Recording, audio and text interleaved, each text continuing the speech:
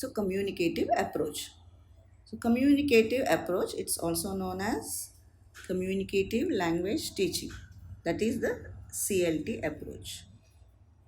So here the focus is on communication, on communicating the ideas.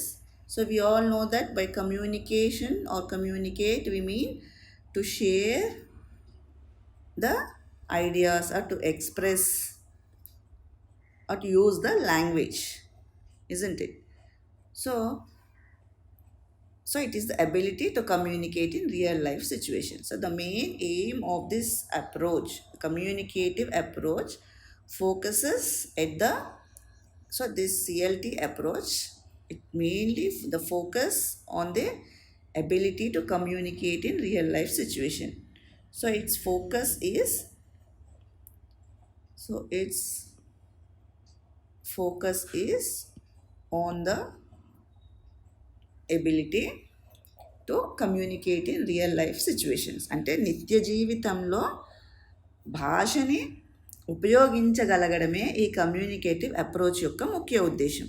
అంటే మరి ఇదివరకు structural approach ముఖ్య ఉద్దేశం కాదా అని అంటే స్ట్రక్చరల్ అప్రోచ్లో కూడా లాంగ్వేజ్ రియల్ లైఫ్ సిచ్యువేషన్స్లో వాడడము టార్గెట్ ఉండింది. కానీ దానికి ఏ విధంగా అప్రోచ్ అవ్వారు అంటే కొన్ని రిస్ట్రిక్షన్స్ ఉన్నాయి దానికి కదా. అంటే పిల్లలు తమ ఇష్టం వచ్చిందే వాడలేరు. They can not use the language that they like and the words are the and they were restricted to, the children were not allowed to use the way they like, isn't it? So here they were restricted to certain structures. అంటే ఈ స్ట్రక్చర్స్నే వాడాలి, ఈ structures నేర్చుకుంటే మీకు language వచ్చేస్తుంది అని చెప్పేసి అక్కడ వాళ్ళకు కొంచెం ఒక బౌండరీ గీసేయడం జరిగింది అనమాట. సో ఎప్పుడైతే మనిషికి ఒక జైల్లో పెట్టడము లేకపోతే ఒక బౌండరీ ఒక పరిమితి పెడితే ఏం జరుగుతుంది, the child loses interest in learning that language or interest in using that language. So అది గమనించే ఈ కమ్యూనికేటివ్ అప్రోచ్ని ఫోకస్ చేయడం జరిగింది అనమాట. అంటే ఇక్కడ ఏం చేస్తున్నారు, ఈ కమ్యూనికేటివ్ అప్రోచ్ అంటే పిల్లవాడు రియల్ లైఫ్లో లాంగ్వేజ్ యూస్ చేయాలి, ఎలా అయినా యూస్ చేయి, ఏ విధంగా అయినా యూస్ చేయి, but he has to, the ultimate goal ఏంటి, he has to use the language అనమాట. నువ్వు భాష మాట్లాడాలి, ఉపయోగించాలి అంతే.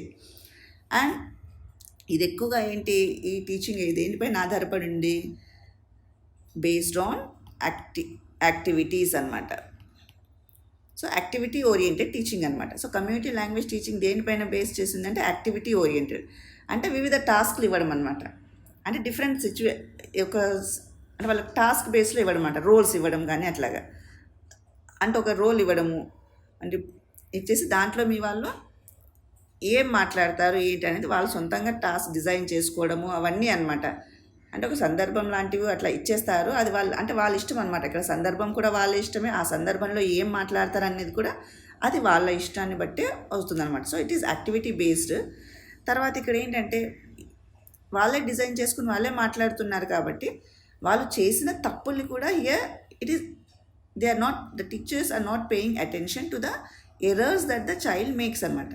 అంటే ఇక్కడ ఈ అటెన్షన్ వాళ్ళు పే చేసే వాళ్ళు ఏదైతే తప్పులు చేస్తున్నారో ఆ తప్పులు పైన అటెన్షన్ పే చేయడం జరగదనమాట. అంటే ఆ తప్పుల్ని యాక్సెప్ట్ చేస్తున్నారు. ఎందుకంటే మన నేచర్ ఆఫ్ లాంగ్వేజ్లో ఏంటి, ఎర్రర్స్ చేస్తూ నేర్చుకుంటారు లాంగ్వేజ్ అనేది కూడా ఒకటి ఉంది కదా. సో ఇక్కడ మీనింగ్ పైన దృష్టి పెడుతున్నారు కానీ నాట్ ఆన్ ద ఫామ్. అంటే ఈ స్ట్రక్చర్ ఇదే విధంగా మాట్లాడాలి అని అక్కడ హార్డ్ అండ్ ఫాస్ట్ రూల్స్ ఏమీ లేవన్నమాట. సో అక్కడ మీనింగ్ కమ్యూనికేట్ అయితే అంటే మీనింగ్ అర్థమైతే చాలు. సో అంటే వాళ్ళు అందులో తప్పు చేస్తూ మాట్లాడినా కూడా దాన్ని ప్రోత్సహించడం జరుగుతుంది అనమాట. తర్వాత ఈ అప్రోచ్ ముఖ్యంగా దేనిపైన అంటే నోషనల్ అండ్ ఫంక్షనల్ సిలబస్ పైన ఆధారపడి ఉందన్నమాట. సో ఈ నోషనల్ అండ్ ఫంక్షనల్ అంటే ఏంటి అసలు, so let us discuss these things ఏంటి. So let us now discuss about what is meant by notional and functional syllabus. So the whole communicative approach is based on this notional and functional syllabus. So now we will discuss about this notional and functional syllabus. So a notion is a particular context in which people communicate. So let me write down A notion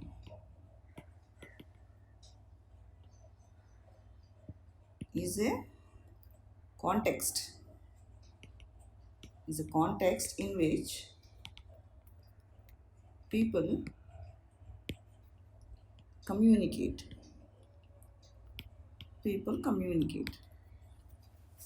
అంటే ఇక్కడ ఏంటి notion అంటే ఏంటిది, ఇది ఒక view అనొచ్చు, idea frame చేసుకోవడం, లేదా ఒపీనియన్ ఫ్రేమ్ చేసుకోవడం, లేదా ఒక బిలీఫ్ అనుకోవచ్చు. ఇది అంటే ఒక బిలీఫ్, నోషన్ అంటే ఒక బిలీఫ్ అనమాట, ఒక ఐడియా అనమాట. దేనిపైన ఇక్కడ ఐడియా, ఇక్కడ దేనికి, ఇక్కడ ఈ సందర్భంలో ఇది ఏంటి, నోషన్ అంటే ఏంటి అంటే ఏ సందర్భంలో, ఈ కాంటెక్స్ట్ అంటున్నాం కదా, అంటే ఏ సందర్భంలో ఎవరితో ఎలా మాట్లాడాలి, ఏ లాంగ్వేజ్ ఎప్పుడు ఎలా యూస్ చేయాలి అనేదే ఇక్కడ నోషన్ అనమాట. అంటే ఎవరితో ఎలా మాట్లాడాలి, ఏంటి, ఏ డైలాగ్ యూస్ చేయాలి అని చెప్పేదే, లేదా మనకు తెలిపేదే, మనకు ఒక ఐడియా అంటూ మనకు బేసిక్గా ఒకటి ఫామ్ అయి ఉండడమే అది నోషన్ అనమాట.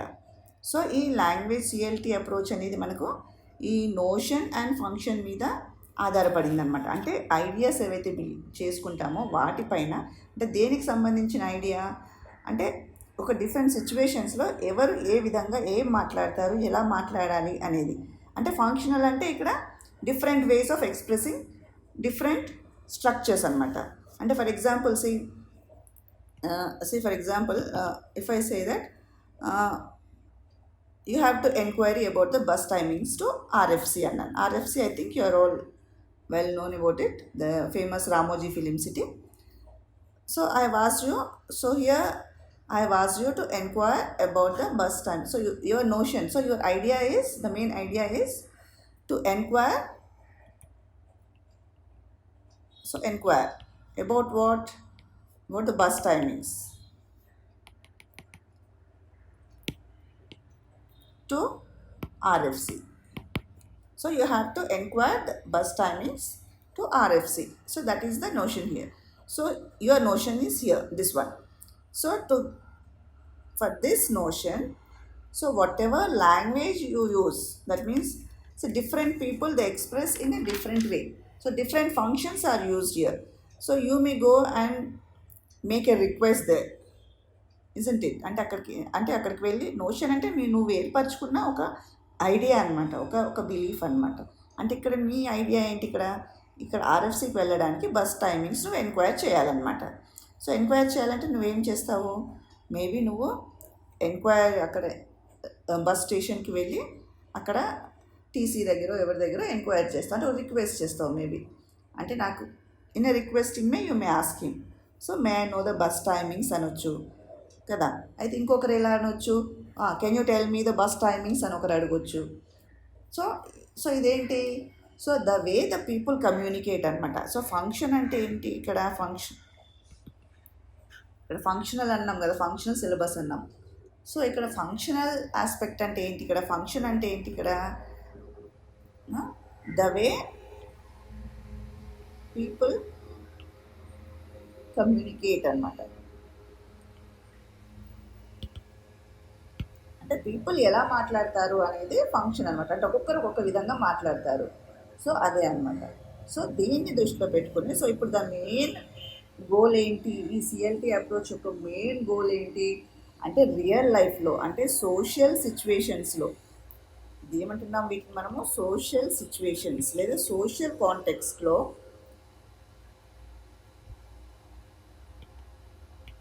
సో సోషల్ కాంటెక్స్ట్లో అంటే పరస్పరంగా మనం ఒక వ్యక్తిని కలిసినప్పుడు డిఫరెంట్ సందర్భాల్లో బయట బాహ్య ప్రపంచంలో పరస్పరంగా మనం ఒకరిని కలుసుకున్నప్పుడు ఎలాంటి లాంగ్వేజ్ వాడాలి ఏంటని చెప్పేదే ఈ నోషన్ అండ్ ఫంక్షనల్ సిలబస్ అనేది అదే అనమాట. దీని సిఎల్టీ యొక్క ముఖ్య ఉద్దేశం ఇదన్నమాట. సోషల్ సిచ్యువేషన్స్లో లేదా కాంటెక్స్లో లాంగ్వేజ్ యూజ్ చేయగలగడమే దీని యొక్క ముఖ్య ఉద్దేశం అనమాట, ఆబ్జెక్టివ్ అనమాట.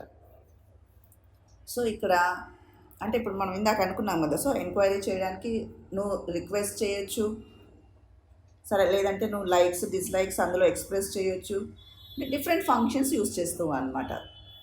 సో ఇక్కడ ఏంటంటే మనకి ఇక్కడ గ్రామర్ ఇంపార్టెంటే కానీ కమ్యూనికేషన్లో గ్రామర్ మనకి అక్కడ రానక్కర్లేదు. అంటే ఇక్కడ మెసేజ్ మనం ఇవ్వడమే ఇంపార్టెంట్ అనమాట అక్కడ.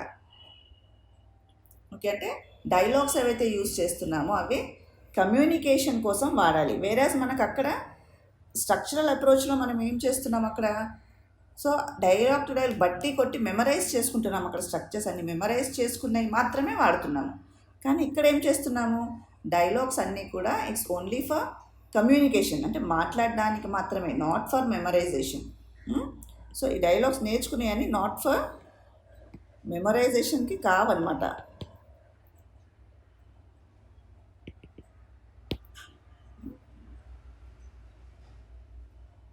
సో ఆ వర్డ్స్ కూడా ఎలా కాంప్రిహెన్సిబుల్గా ఉండాలన్నమాట. సో మనం యూజ్ చేసే కమ్యూనికేషన్ అంతా కూడా ఎలా ఉండాలి, కాంప్రిహెన్సిబుల్గా ఉండాలి. కాంప్రిహెన్సిబుల్ ప్రొనౌన్సియేషన్ ఉంటే చాలు మనకి, అంటే మనకి అర్థమయ్యేటట్టుగా ఉంటే సరిపోతుందన్నమాట.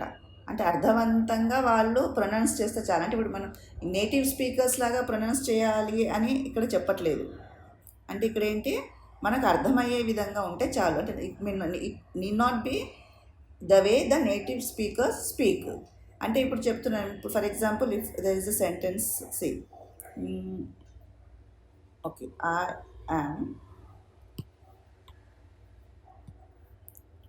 I am waiting for 2 hours అని ఉంది.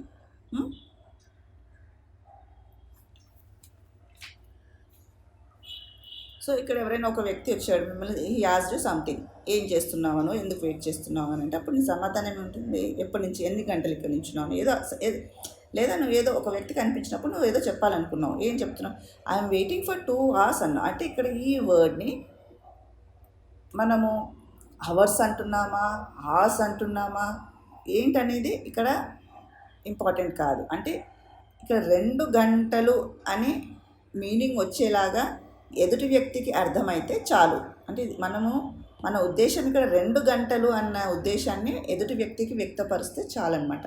That is enough. సో అంతేకాని దీన్ని ఆస్ని ఇంకో విధంగా I'm waiting for 2 hours I'm waiting for 2 horses అని అనలేము కదా. ఇక్కడ ఆస్ అని ఉంది, లేదా హవర్స్ అని ఉంది, అంటే ఎదుటివాడికి వ్యక్తమైతే అర్థమైతే చాలు. అంతేకాని ఐఎమ్ వెయిటింగ్ ఫర్ 2 horses అన్నాం అనుకో, అక్కడ మీనింగే చేంజ్ అయిపోతుంది కదా. సో ఇట్స్ నాట్ హార్సెస్ కదా, హార్సెస్ అని మనం ఇట్లా హార్సెస్ వచ్చేటట్టుగా మనం ప్రొనౌన్స్ చేసామనుకో, సో ఇట్ ఈస్ రాంగ్ కదా. సో ఆస్ అనేది నువ్వు ఆస్ అంటావా, హవర్స్ అంటావా, ఎదుటి వాడికి ఇట్ షుడ్ బి కాంప్రిహెన్సిబుల్, అర్థమయ్యేటట్టుగా ఉండాలన్నమాట.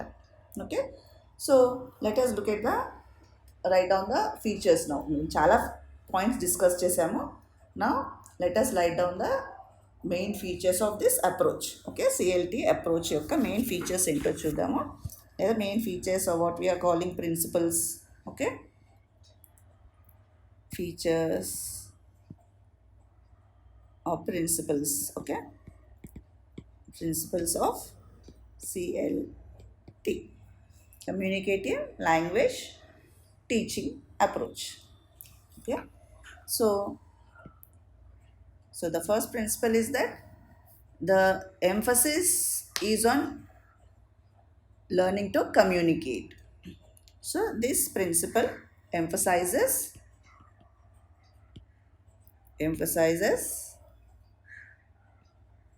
on learning to communicate. ఎట్లాగా? through interaction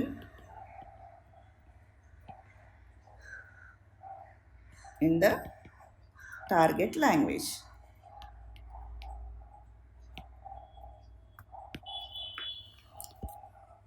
సో దీని ముఖ్య ఉద్దేశం, ఫస్ట్ ప్రిన్సిపల్ ఏంటంటే, దీని యొక్క ఇంపార్టెంట్ క్యారెక్టర్ ఏంటంటే, the main emphasis on learning to is on the main emphasis, that mean it emphasises on learning to communicate through interaction in the target language. అంటే మన target language ఏంటి ఇక్కడ, L2 కదా, English. So ఇంగ్లీష్లో మాట్లాడడం పైన ఇది ఎక్కువ స్ట్రెస్ చేస్తుంది, ఫోకస్ చేస్తుంది అనమాట. So that is the main target. అంటే ఇంగ్లీష్లోనే మాట్లాడాలి అనడానికి ఏం చేస్తారు ఇక్కడ, త్రూ అంటే మోటివేట్ చేస్తారు. అంటే అదే ఆ టార్గెట్ లాంగ్వేజ్ని యూస్ చేయడానికి ఇక్కడ మోటివేట్ చేస్తారు, పిల్లల్ని ఇన్స్పైర్ చేస్తారనమాట మాట్లాడడానికి ఇక్కడ.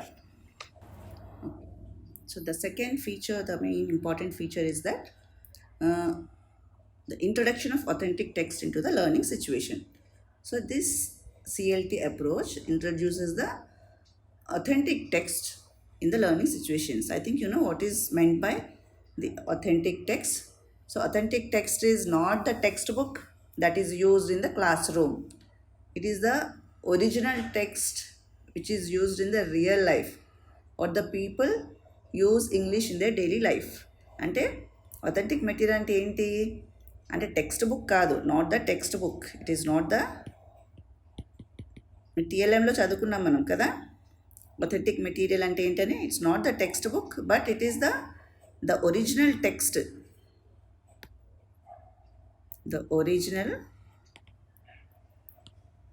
టెక్స్ట్ అనమాట. అంటే ఏ ఒరిజినల్ టెక్స్ట్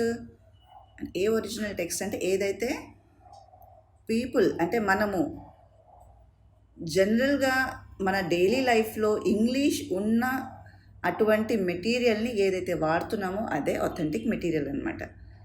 అంటే ఇంగ్లీష్ ప్రింట్ చేసి ఉన్నబడ్డ మెటీరియల్ ఏం వాడుతున్నాం మనం నిత్య జీవితంలో? ప్రతి ఒక్కరు ఉదయం లేచి చూసేది ఏంటి? News paper, right? So news paper ఏంటి మనం తయారు చేయట్లేదు, అంటే మనం కూర్చొని రాసుకోవట్లేదు కదా న్యూస్ పేపర్ని. So we get it in the world, we get it outside the classroom or outside our house. అంటే మన అవుట్ సైడ్ ద వరల్డ్, మన కమ్యూనికేషన్కి మనకు అక్కడ ఒక ఆథెంటిక్ టెక్స్ట్ ఏంటి? న్యూస్ పేపర్ దొరుకుతుంది. ఇంకేం దొరుకుతాయి మనకి? న్యూస్ పేపర్స్ కాకుండా ర్యాపర్స్ దొరుకుతాయి, న్యూస్ పేపర్స్ దొరుకుతాయి. So what ever material, so brochures ఉంటాయి కదా, చాలా అనుకున్నాం మనము, చాలా లిస్ట్ అవుట్ చేసాం మనం ఇది వరకు. So what ever material you get out side the class room, okay, in the world, in the open world, is the authentic text.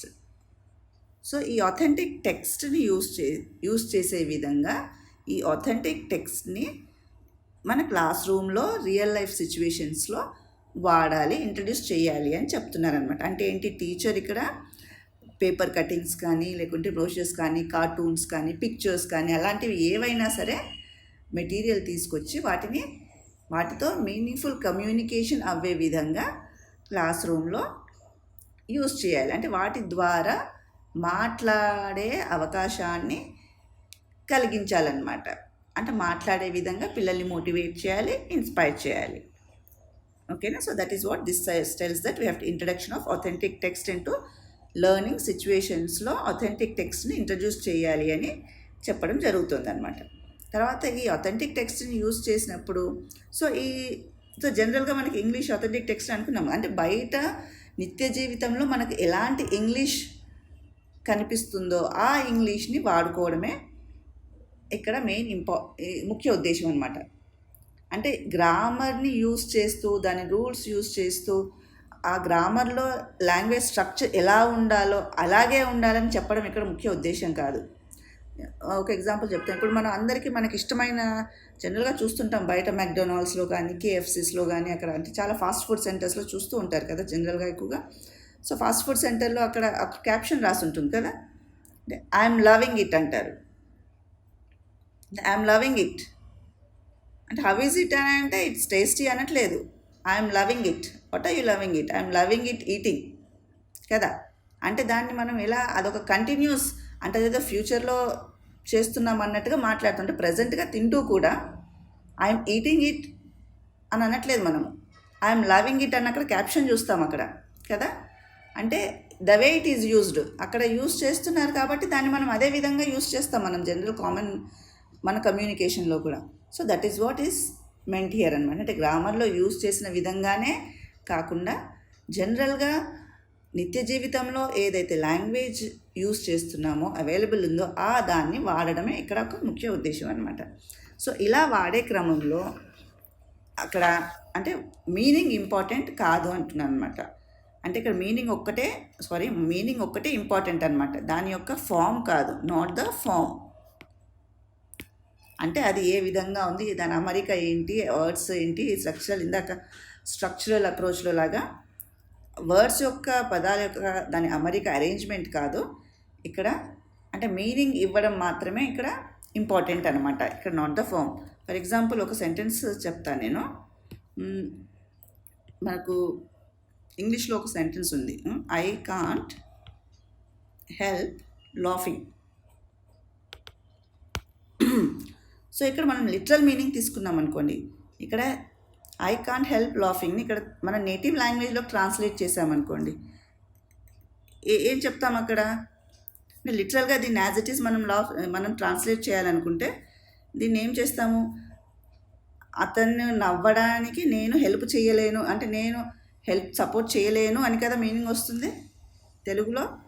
అంటే తను నవ్వడానికి నేను సహాయపడలేను అంటే ఇక్కడ హెల్ప్ అంటే లిటరల్గా హెల్ప్ తీసుకుంటున్నాను మనం కదా. ట్రాన్స్లేషన్ నిజంగా దీన్ని యాజ్ ఇట్ ఈస్ తర్జుమా చేయండి అని అంటే, ట్రాన్స్లేట్ చేయండి అంటే ఐ కాంట్ హెల్ప్ లాఫింగ్ అని ఉంది ఇక్కడ. అంటే నేను తనని నవ్వడానికి సహాయం హెల్ప్ అంటే సహాయం కదా దాని మీనింగ్. సో ఇక్కడ మనము సహాయం మీద ఫోకస్ చేస్తున్నామా? కాదు కదా, మన ఇంటెన్షన్ అది కాదు కదా. సో ఇక్కడ మన మీనింగ్ ఏంటి? సహాయం పైన we are not, our intention is not to help కదా. అంటే నవ్వుని ఆపుకోలేకుండా ఉన్నాను అన్న సెన్స్ వస్తుంది కదా ఇక్కడ. అంటే నేను నవ్వకుండా ఉండలేకపోతున్నాను అన్నదాన్ని ఇంగ్లీష్లో ఐ కాంట్ హెల్ప్ లాఫింగ్ అంటున్నాము. సో అదేవిధంగా ఇక్కడ అంటే నేను ఐ కాంట్ క్రై అనొచ్చు కదా, అనొచ్చా? సో ఇక్కడ ఏం చెప్తున్నాం మనము? ఐ కాంట్ హెల్ప్ లాఫింగ్ అన్నది ఇంకో విధంగా కూడా చెప్తారు కదా. అంటే ఇక్కడ లిటరల్గా హెల్ప్ అంటే నేను సహాయం చేయలేను నవ్వడానికి అన్న మీనింగ్ తీసుకోనక్కర్లేదు, అంటే ఎదుటివాడికి ఆ మీనింగ్ అర్థమైతే చాలు అనేది ఉద్దేశం అన్నమాట ఇక్కడ. సో అదేవిధంగా ఇలా ఆ మీనింగ్ ఇంపార్టెంట్ అని ఎప్పుడైతే అంటున్నామో, సో అక్కడ నేటివ్ లాంగ్వేజ్ అంటే ఏంటి, మదర్ టంగ్ కూడా అక్కడక్కడ వాడడంలో ఎటువంటి రిస్ట్రిక్షన్ లేదనమాట. అంటే పిల్లవాడు ఒకరు రెస్పాన్స్ ఇవ్వడానికి, అంటే ఇక్కడ మన కమ్యూనికేషన్ అంటే మాట్లాడడం ఇంపార్టెంట్ కాబట్టి ఆ మాట్లాడడము తను మదర్ టంగ్లో రెస్పాన్స్ ఇచ్చినా కూడా, అంటే నేటివ్ లాంగ్వేజ్లో రెస్పాన్స్ ఇచ్చినా కూడా దాన్ని యాక్సెప్ట్ చేస్తున్నారు. సో తను తప్పులు మాట్లాడినా కూడా దాన్ని యాక్సెప్ట్ చేయడం జరుగుతుందన్నమాట ఇక్కడ. ఎందుకంటే ఎఫెక్టివ్ కమ్యూనికేషన్ టార్గెట్ కాబట్టి, కమ్యూనికేషన్ అంటే ఇక్కడ మాట్లాడడానికి ఎక్కువ, తప్పైనా సరే ఒప్పైనా సరే మాట్లాడడానికి ఇక్కడ ఎక్కువగా ఇంపార్టెన్స్ ఇస్తున్నారనమాట. సో అదేవిధంగా మాట్లాడడానికి ఎప్పుడైతే ఇస్తున్నారో,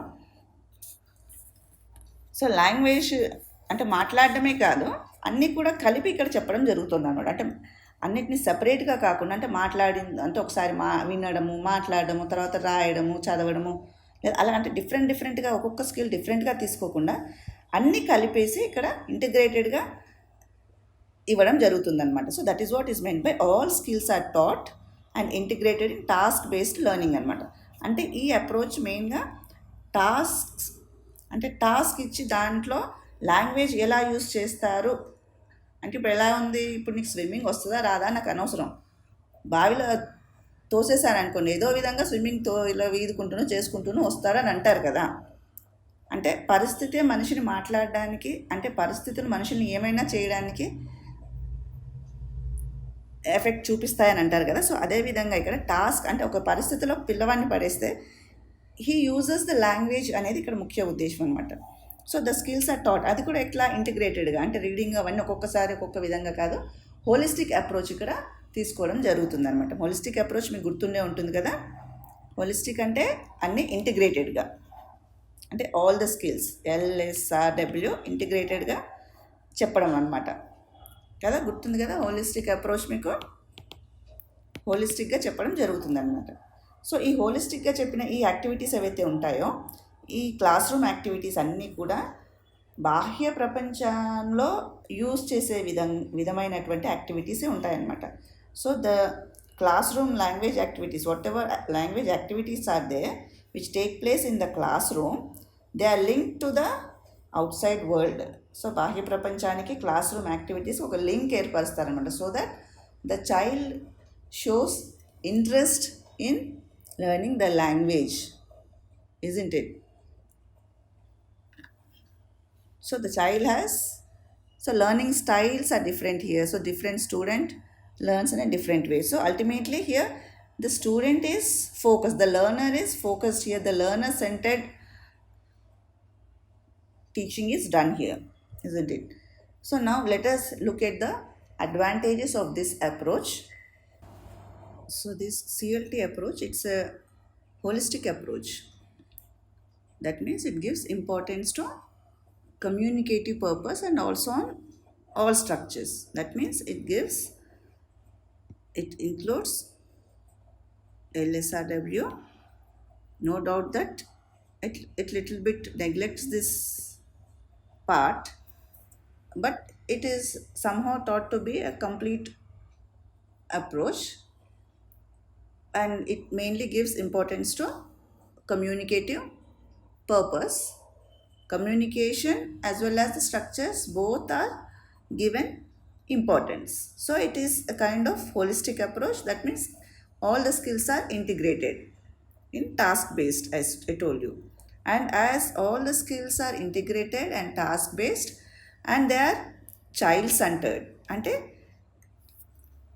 లర్నర్ని దృష్టిలో పెట్టుకుని చెప్పడం జరుగుతుంది అనమాట. అంటే ది అప్రోచ్ ఏంటి, ది అప్రోచ్లో సెంటర్ ఎవరు, లర్నర్ అనమాట. సో ఇక్కడ టీచర్ రోల్ ఏంటి, the role of the teacher is only facilitator అనమాట. అంటే ఫెసిలిటేట్ చేయాలి లేదా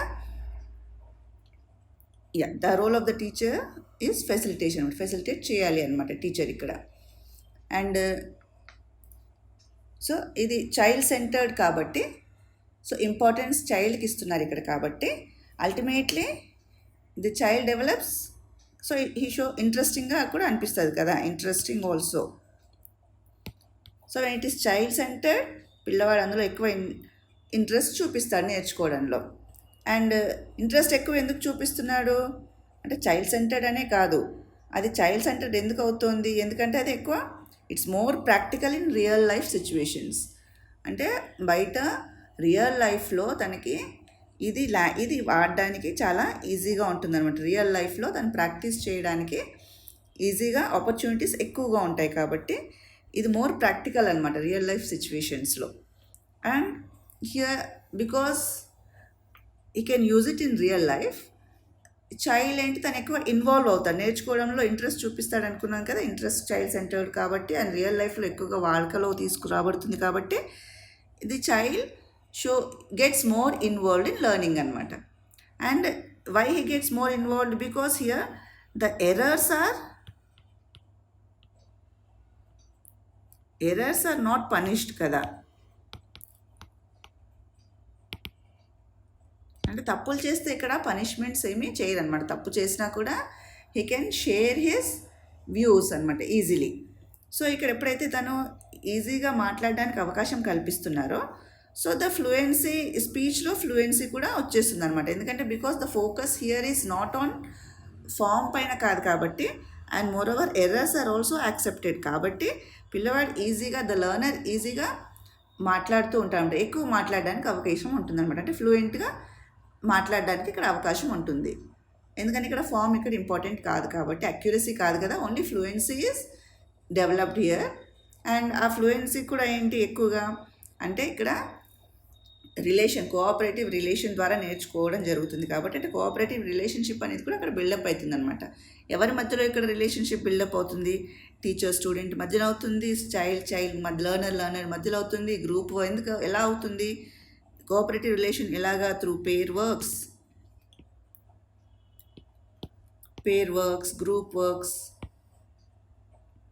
అండ్ టీచర్తో ఇంటరాక్షన్, దాని ద్వారా ఒక కోఆపరేటివ్ రిలేషన్షిప్ లేదా కోఆపరేటివ్ లెర్నింగ్ అనేది కూడా ఇక్కడ జరుగుతుంది అనమాట. So that is why, so these are the advantages. మరి then what is the disadvantage of this? So basically actually the CLT, it is called as, sometimes some people say that it is a method, but actually CLT is it's not a method. Why it's not a method? Method అంటే మనం అనుకున్నాం కదా, అంటే అప్రోచ్లో methods అనేవి ఎన్నైనా ఉండొచ్చు, method అనేది ఒక్కటి ఉండదు కదా. అంటే ఇక్కడ CLTలో ఇది ఏది కూడా ఒక పర్టికులర్ ఈ మెథడ్ అని ఒకటే కాదు ఇది కదా. సో మెథడ్ అంటే ఇది ఒకటే ఉంటుంది, కానీ ఇక్కడ ఇది ఒక్కటే కాదు. ఇది CLT అనేది ఒకటి, ఇట్స్ నాట్ ఏ మెథడ్. అంటే ఇందులో చాలా మెథడ్స్ కాంబినేషన్ కదా. ఇది మనం అనుకున్నాము ఒక అప్రోచ్లో నెంబర్ ఆఫ్ మెథడ్స్ ఉంటాయి, కానీ ఒక్క మెథడ్లో అప్రోచ్ ఉండదని అనుకున్నాము. సో ఇప్పుడు ఇది మెథడ్, ఇప్పుడు ఇది సిఎల్టీ మెథడా అప్రోచా అంటే ఏం చెప్తాం? కొంతమంది మెథడ్ అంటున్నారు అన్నాం, కానీ ఇట్స్ నాట్ ఏ మెథడ్. జనరల్గా చాలామంది కన్ఫ్యూజ్ అవుతారు. CLT is not a method. So ఒక మెథడ్ అప్రోచ్ ఏంటి డిఫరెన్స్ అని అనుకున్నాం మనము అంటే, ఒక మెథడ్ ఏమో particularly it is confined to only one. అంటే మెథడ్ అంటే ఏదైనా ఒకటే దాని గురించి చెప్తుంది, ఒకటే అభిప్రాయం, ఒకటే అనమాట, ఫర్మ్గా ఒకటే ఉంటుంది. అంటే మెథడ్ అంటే ఇప్పుడు నువ్వు క్లాస్ రూమ్లో పేర్ వర్క్ చేపిస్తున్నావు, pair work is a method అనమాట కదా. వేరేస్ ఇక్కడ అప్రోచ్లో ఏంటి? అప్రోచ్లో నీకు నెంబర్ ఆఫ్ ఆ అప్రోచ్ని రీచ్ అవ్వడానికి నువ్వు చాలా మెథడ్స్ వాడుతున్నావు. సో ఇప్పుడు సిఎల్టీనే ఇప్పుడు ఏం చేస్తున్నాం? సిఎల్టీ ఒక మెథడ్ చెప్పట్లేదు, ఈ మెథడే నువ్వు ఫాలో అవ్వండి అని ఇక్కడ సిఎల్టీలో ఎక్కడ చెప్పట్లేదు కదా. సో ద సిఎల్టీకి మెయిన్ టార్గెట్ ఒకటి ఇస్తున్నాం, ఏంటది? కాన్వర్జేషన్. అంటే కమ్యూనిటీ లాంగ్వేజ్ టీచింగ్లో మెయిన్ ఇంపార్టెంట్ ఏంటి? కాన్వర్జేషన్, అంటే మాట్లాడగలగాలి. అంటే సో అక్కడ మాట్లాడడానికి ఏం చేస్తున్నాం మనము? పిల్లల్ని మాట్లాడించడం అనేది మన అప్రోచ్ అక్కడ కదా. సో ఆ మాట్లాడించడానికి ఒక్కొక్కరు ఒక్కొక్క అభిప్రాయం చెప్తున్నారు, ఒక్కొక్కటి అప్రోచ్ చెప్తున్నారు. ఏంటది? అది లెర్నర్ సెంటర్డ్ అంటున్నారు, ఇంటరాక్టివ్ అంటున్నారు, కోఆపరేటివ్ అంటున్నారు, గ్రామర్ అండ్ ఫంక్షన్ పైన ఒకరు ఫోకస్ ఉంటుంది అంటున్నారు, తర్వాత క్లాస్ రూమ్ ప్రొసీజర్స్ ఉంటున్నారు, తర్వాత గ్రామర్ ఈజ్ ఇంపార్టెంట్ అంటున్నారు ఒక దాంట్లో, కానీ దానికి ఫంక్షనల్ ఆస్పెక్ట్ అన్న ముసుగు వేశారని ఒకరు చెప్తున్నారు. సో ఇది వేరియస్ అభిప్రాయాలు ఉన్నాయి కాబట్టే, అంటే చాలా బిలీఫ్స్ ఉన్నాయి, ఏదైనా ఒక్కటే దానిపైన ఇక్కడ రిస్ట్రిక్ట్ అవ్వలేదు కదా, కాబట్టి it is an approach. So దేన్నైనా ఇది అప్రోచా మెథడా అని డిఫరెన్షియేట్ చేయడానికి I think you got an idea కదా. అంటే ఇప్పుడు ఇక్కడ సిఎల్టీ ఒక మెథడ్ కాదు, అప్రోచ్ అని ఎందుకు అంటున్నాము? ఎందుకంటే దీని మీద భిన్నాభిప్రాయాలు ఉన్నాయి కదా. అంటే ఒకదానికి రెస్ట్రిక్ట్ అవి లేదు, అంటే ఇది వాడండి దీని ద్వారా వచ్చేస్తుందని ఎక్కడా చెప్పట్లేదు మనకి కదా. అంటే అన్నీ కూడా చాలా బిలీఫ్స్ ఉన్నాయి, అంటే చాలా ఒపీనియన్స్, చాలా ఐడియాస్ ఇక్కడ ఫ్రేమ్ అయి ఉన్నాయన్నమాట అనుకున్నాం కదా. అంటే గ్రామర్, ఇక్కడ గ్రామర్ చెప్పడం లేదు కానీ ఒక ఫంక్షనల్ ఆస్పెక్ట్ చెప్తున్నారని ఒకరు అంటారు, ఇక్కడ క్లాస్ రూమ్ ప్రొసీజర్స్ అని ఇక్కడ ఒకరు అంటున్నారు కదా. డిఫరెంట్ వేరియస్ అభిప్రాయాలు ఉన్నాయి కాబట్టి ఇది అప్రోచ్ అనమాట. సో ఒకటే దానిపైన రెస్ట్రిక్ట్ అయితే అది మెథడ్ అవుతుంది కదా. సో అర్థమైంది అనుకుంటా కదా. సో సిఎల్టీ ఈజ్ అప్రోచా మెథడా? Yes, CLT is an approach. సిఎల్టీయే కాదు, ఏదైనా సరే మీరు అప్రోచా మెథడా అని అక్కడ తెలుసుకోవడానికి ఏంటి ఒకటే, అంటే ఏదన్నా ఒక్కటే స్ట్రిక్ట్గా ఇది చేయాలి అని అంటేనే అది మెథడ్. ఒక్కటి కాదు, అందులో దానికి చాలా ఉన్నాయి బిలీఫ్స్, చాలా ఐడియాస్ ఉన్నాయి, చాలా అభిప్రాయాలు ఉన్నాయంటే ఇట్స్ అన్ అప్రోచ్ కదా. సింపుల్గా చెప్పుకోవాలంటే అది. So actually this CLT approach it depends on 3 P's. ఇక్కడ మెయిన్లీ దీని ఏంటి, ఇది 3 P's అనమాట. ఏంట 3 P's? సో ఇది మెయిన్ ఫోకస్ మొత్తం దీని కాన్వర్జేషన్ అంటే దేనిపైన బేస్ చేసుకుని అంటే ప్రజెంటేషన్, అంటే ప్రజెంటేషన్ ఎవరు? టీచర్ ప్రజెంట్ చేస్తుందన్నమాట. సో ఇక్కడ ఏంటి, ఆథెంటిక్ మెటీరియల్ అన్నాం కదా, చక్కగా ఆథెంటిక్ మెటీరియల్ యూజ్ చేస్తూ పిల్లలకి ప్రాక్టికల్గా నేర్పించాలన్నమాట, ఇక్కడ ప్రజెంట్ చేయించాలి. సో ఆ ప్రజెంట్ చేసిన దాన్ని ప్రాక్టీస్ చేయించాలి పిల్లలతో. సో ఆ ప్రాక్టీస్ చేయించిన దాన్ని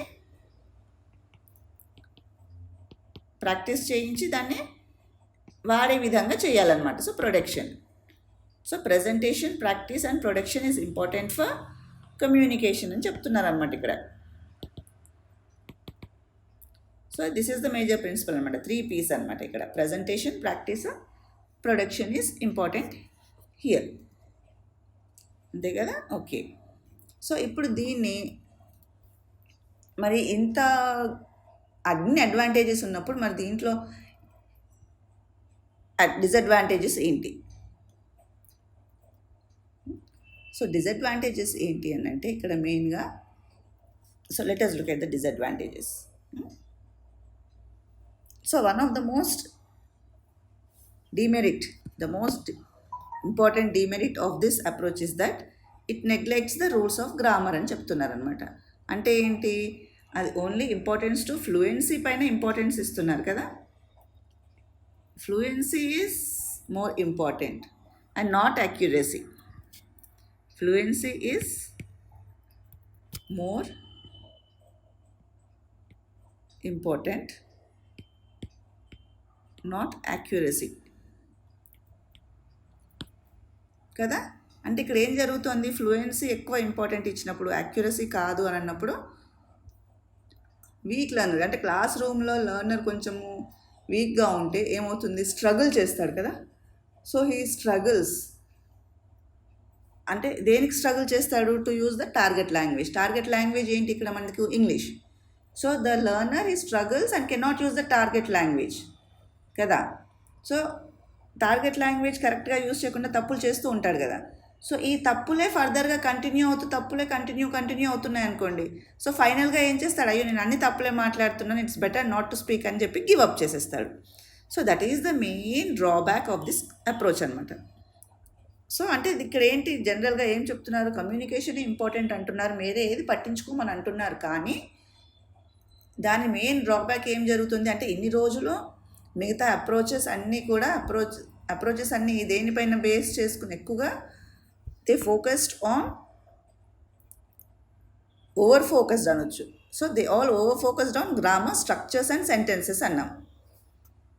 సో అంతేకాని లాంగ్వేజ్ని ప్రాక్టికల్గా ఎలా యూజ్ చేయాలనేది మిగతా ఏవి కూడా ఫోకస్ చేయలేదు. సో అన్నీ కూడా జనరల్గా గ్రామర్, స్ట్రక్చర్స్, సెంటెన్సెస్ పైనే ఫోకస్ చేశాయి. కానీ ఇది ఈ అప్రోచ్ కూడా గ్రామర్, స్ట్రక్చర్ పైన, సెంటెన్సెస్ పైన ఫోకస్ చెయ్యట్లేదు అనుకుంటూనే చెయ్యట్లేదు అని చెప్తున్నారు. But at the same time functional grammar అన్న పేరుతో దానిపైన ఫోకస్ చేస్తున్నారు. అండ్ అదేం చేస్తుంది అది, సో పిల్లల్ని తప్పులు మాట్లాడినా యాక్సెప్ట్ చేస్తుంది. సో ఆ తప్పులు మాట్లాడడంతో పిల్లలు ఏం చేస్తున్నారు, ఆ తప్పులే ఫర్దర్గా కూడా కంటిన్యూ చేస్తున్నారు. అండ్ ఆ తప్పులు మాట్లాడి ఒక స్టేజ్ ఎలా వచ్చేస్తుందంటే ఆ లాంగ్వేజ్ యూజ్ చేయడమే మానేయడం జరుగుతుంది అనమాట.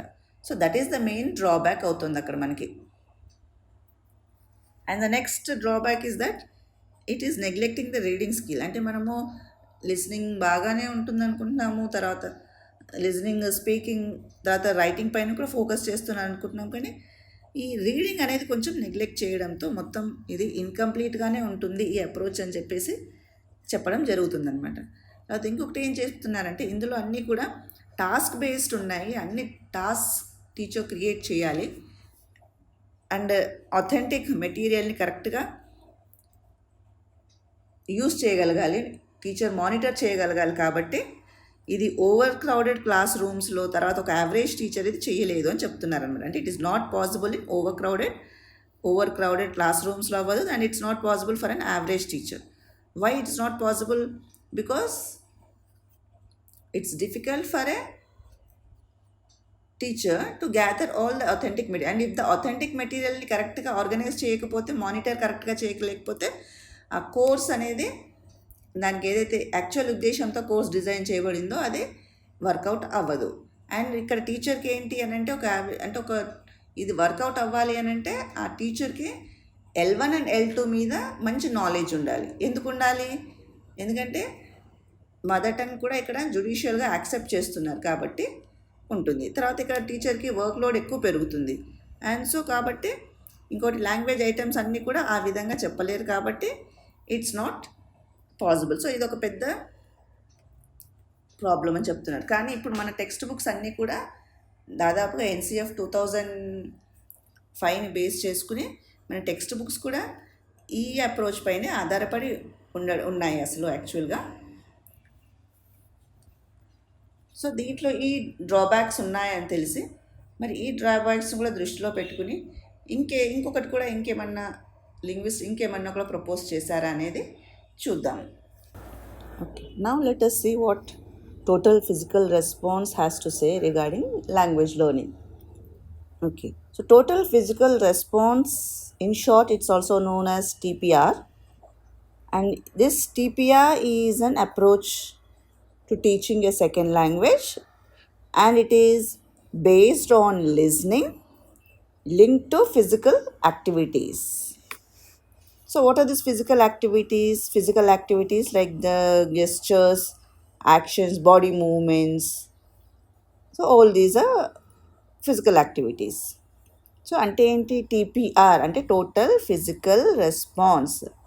So second language lo total physical response ante physical, the word చెప్తుంది కదా, అంటే బాడీ మూమెంట్ అనమాట.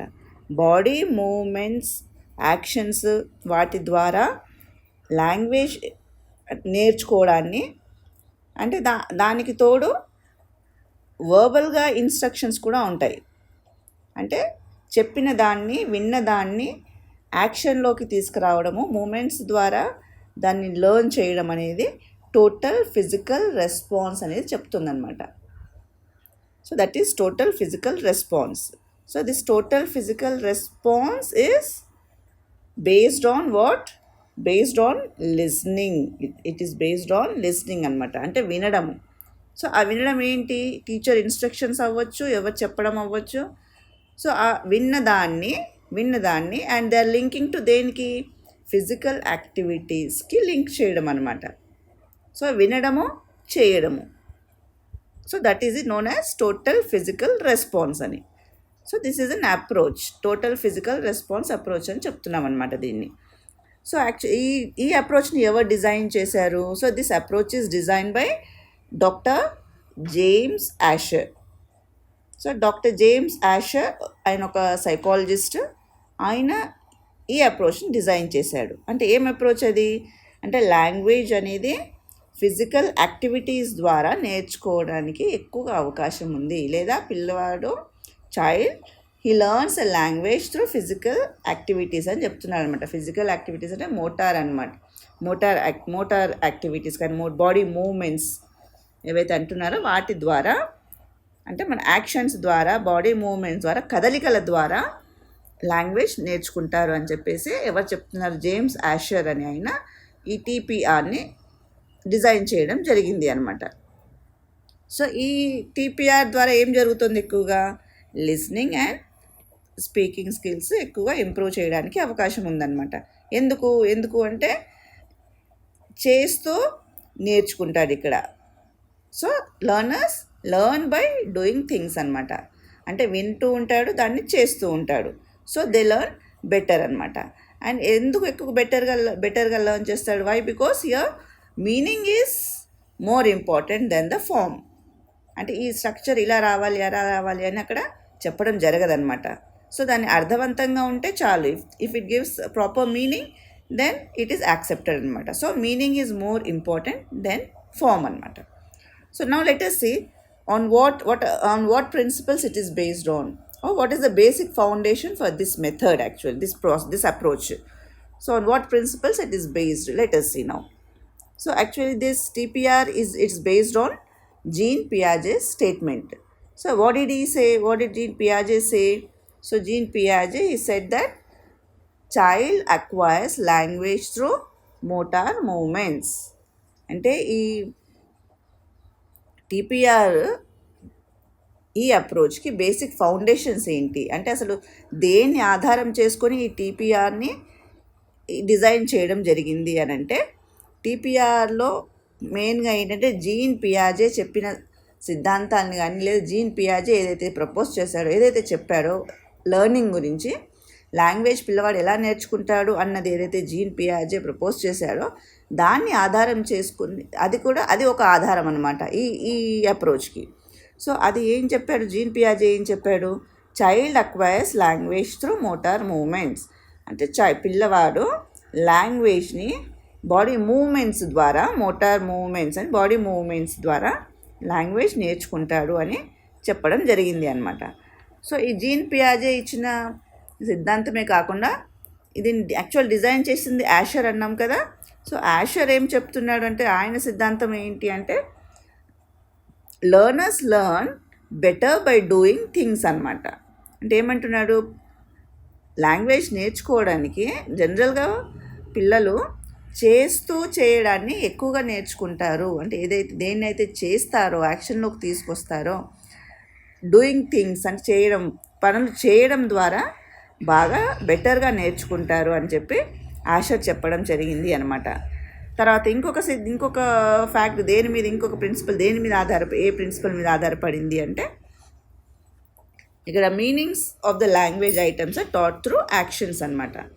అంటే యాక్షన్స్ ద్వారా అర్థాన్ని, మీనింగ్ని బాగా తొందరగా గ్రాస్ప్ చేయగలరు, అంటే బాగా నేర్చుకోగలరు అన్న అది కూడా ఒక ప్రిన్సిపల్ అనమాట ఇక్కడ. సో ఇంకొకటి ఏంటి, గ్రామర్ అనేది ఇండక్టివ్గా నేర్పించడం జరుగుతుంది. సో ఈ సిద్ధాంతాలని ఆధారం చేసుకుని టీపీఆర్ అప్రోచ్ అనేది డిజైన్ చేయడం జరిగింది అనమాట ఇది. సో మరి ఈ టీపీఆర్ యొక్క టోటల్ ఫిజికల్ రెస్పాన్స్ యొక్క అడ్వాంటేజెస్ ఏంటి మరి చూద్దాం. సో దీని అడ్వాంటేజెస్ ఏంటి అంటే, సో ఫస్ట్ అడ్వాంటేజ్ ఏంటంటే practice makes learner speak spontaneously అనమాట. అంటే పిల్లలకి ఎక్కువగా ప్రాక్టీస్ ఇవ్వడం జరుగుతుంది కదా, అంటే వాళ్ళు దే డూ ద థింగ్స్, అంటే వింటున్నారు, చేస్తున్నారు, కాబట్టి అది చాలా బాగా ప్రాక్టీస్ ఇవ్వడం జరుగుతుంది అనమాట. సో ఎప్పుడైతే ప్రాక్టీస్ ఎక్కువగా అవుతుందో అప్పుడు వాళ్ళు మాట్లాడడానికి అంటే స్పాంటేనియస్గా ఎటువంటి సందర్భం వచ్చినా కూడా టక్కిమని వాళ్ళు మాట్లాడడానికి అవకాశం ఉంటుంది అనమాట. So that is the first advantage, that is practice makes learner speak spontaneously. పదే పదే ప్రాక్టీస్ ఇవ్వడం ద్వారా వాళ్ళు స్పాంటేనియస్గా మాట్లాడడానికి అవకాశం ఉందన్నమాట. తర్వాత ఇంకొకటి, ఇది పిల్లలు ఇక్కడ ఎక్కువగా యాక్షన్స్ ద్వారా, మోటార్ మూమెంట్స్ ద్వారా నేర్చుకుంటున్నారు కాబట్టి అదేంటి, స్ట్రెస్ రహితమైన వాతావరణం, less stress environment. So it is what is it, less stress environment అనమాట, లో స్ట్రెస్ ఎన్వైరన్మెంట్. అంటే ఎప్పుడైతే లో స్ట్రెస్ ఏంటి, తక్కువ స్ట్రెస్ ఉన్న ఎన్వైరన్మెంట్లో ఈ వినడము చేయడము చేస్తూ ఉంటారు. సో ఎప్పుడైతే స్ట్రెస్ ఎక్కువగా లేదో నేర్చుకోవడం బాగా నేర్చుకుంటారు, and it will be more ఎంజాయబుల్గా కూడా ఉంటుంది కదా. సో పిల్లలు ఎప్పుడు నేర్చుకుంటారు, మళ్ళీ మనం లెర్నింగ్ వాటికి వెళ్తే how do the nature of learning, nature of child అంటే మనం చెప్పుకున్నాం కదా ఇదివరకు ఏంటి, ఇట్ షుడ్ బి ఎంజాయబుల్ అనుకున్నాము, it should B stress free environment అనుకున్నాం కదా. సో ఇక్కడ కూడా ఈ టీపీఆర్ యొక్క అడ్వాంటేజ్ ఏంటి, స్ట్రెస్ రహిత వాతావరణం ఉంటుంది, అంటే లో స్ట్రెస్ ఎన్వైరన్మెంట్ ఉంటుంది. సో ఎప్పుడైతే ఎన్వైరన్మెంట్ లో స్ట్రెస్ ఉంటుందో it is more enjoyable for them. And when it is enjoyable and stress free environment, వాళ్ళ లెర్నింగ్ ఎలా ఉంటుంది, so the learning also will be permanent అనమాట. వాళ్ళ లెర్నింగ్ అండ్ ఏంటి పర్మనెంట్ ఉంటుంది, ఎందుకంటే ఇవన్నీ కూడా త్రూ ఎక్స్పీరియన్సెస్ వస్తాయి కదా. సో ఎక్స్పీరియన్స్ అవుతుంది, సో ఇట్ ఈస్ ఎక్స్పీరియన్స్డ్ కదా. So why, because it is experienced. So as it is experience it is permanent. అంటే థియరిటికల్గా కాదు, ఇక్కడ ఎవ్రీథింగ్ ఈజ్ ప్రాక్టికల్. సో ప్రాక్టికల్గా they practise many things practically by doing the things. So they get experienced and so the learning is permanent కదా. సో ఇంకొకటి ఏంటంటే ఇక్కడ లెర్నర్స్ ఈ టైంలో నేర్చుకోవాలి, ఇప్పుడు ఇలా నేర్చుకోవాలి అనేది వాళ్ళకి ఎటువంటి కూడా రెస్ట్రిక్షన్స్ ఉండవన్నమాట. సో వాళ్ళు ఎంత నేర్చుకోగలిగితే, ఎప్పుడు నేర్చుకోగలిగితే అప్పుడు నేర్చుకోవచ్చు. That is what is called as learners learn the language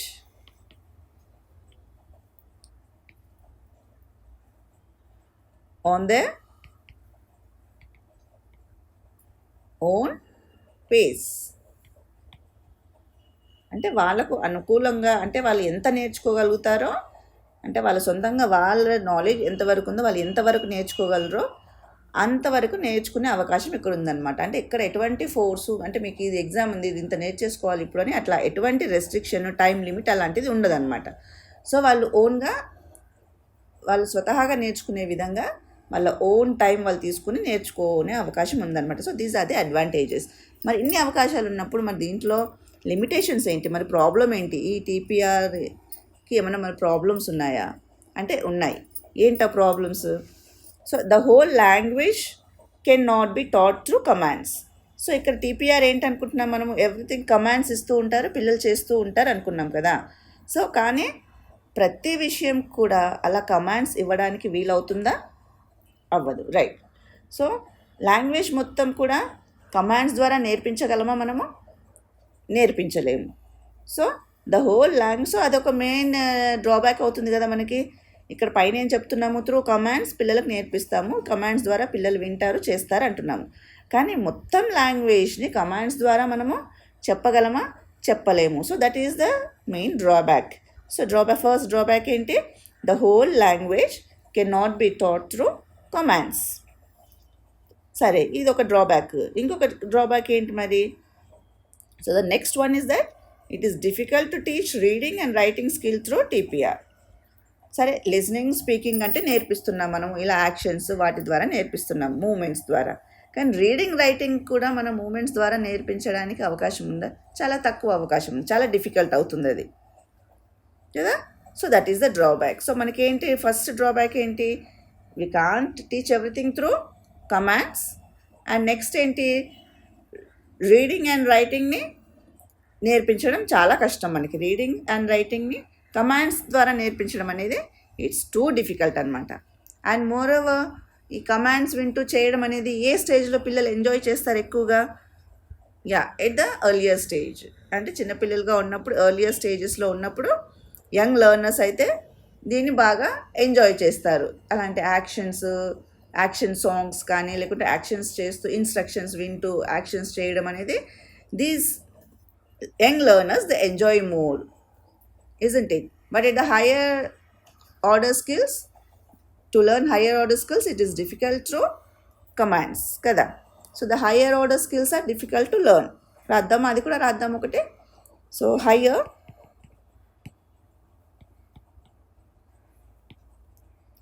order skills are